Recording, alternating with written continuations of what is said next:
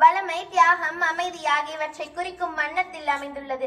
அனைவருக்கும் என் இனிய குடியரசு தின நல்வாழ்த்துக்களை கூறி எனது உரையை தொடங்குகின்றேன். 1947 ஆகஸ்ட் 15 சுதந்திரம் பெற்றது முதல் இன்று வரை நாம் அனைவரும் சமம் என்ற சட்டத்தின் கீழ் ஒன்றாக வாழ்ந்து வருகின்றோம்.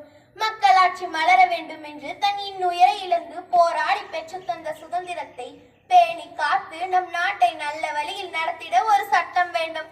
அந்த சட்டமானது 1949 நவம்பர் 26 அன்று எழுதி முடிக்கப்பட்டது.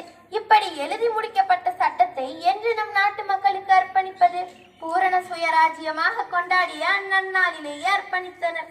அதாவது 1950 ஜனவரி 26 அன்று அர்ப்பணித்தனர். நம் சட்டம் சாதாரண அரசியல் சாசனம் அல்ல.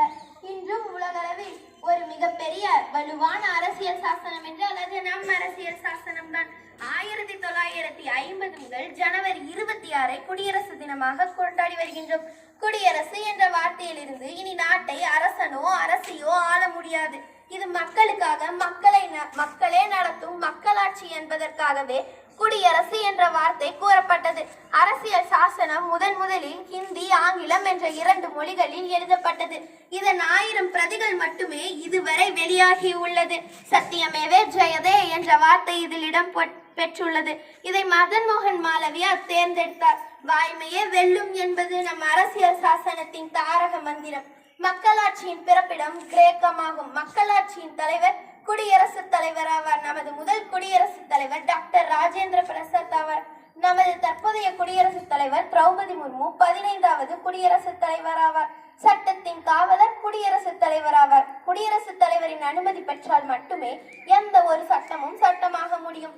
குடியரசு தினத்தன்று ஒவ்வொரு ஆண்டும் அணிவகுப்பு நடத்தப்படுகிறது.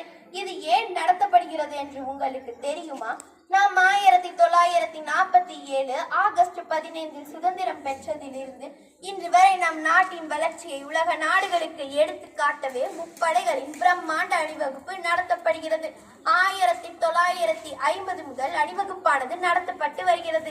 இந்த ஆண்டு தலைமை விருந்தினராக இந்தோனேஷியா ஜனாதிபதி சுபியாண்டே கலந்து கொள்கிறார். இதன் சிறப்பு 1950 முதல் குடியரசு தினத்தில் இந்தோனேஷியா ஜனாதிபதி சுகர்னோ கலந்து கொண்டார்.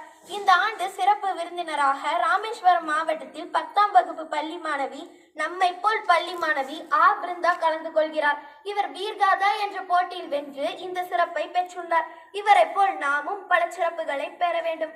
குடியரசு தினத்தன்று பல உயரிய விருதுகளும் வழங்கப்படுகிறது. வீர தீர செயல்களில் ஈடுபடும் வீரர்களுக்கு விருதுகள் வழங்கப்பட்டு கௌரவிக்கப்படுகிறார்கள். பர்மவீர் சக்ரா, வீரதீர சக்ரா, மகாவீர் சக்ரா போன்ற விருதுகள் வழங்கப்படுகிறது. 1957 முதல் குழந்தைகளுக்கும் வீர விருதுகள் வழங்கும் வழக்கம் தொடங்கப்பட்டது. அனைவருக்கும் மீண்டும் ஒருமுறை என் இனிய குடியரசு தின நல்வாழ்த்துக்களை கூறி உங்களிடமிருந்து விடைபெறுகிறேன். நன்றி, வணக்கம். குடியரசு தின விழாவை பற்றி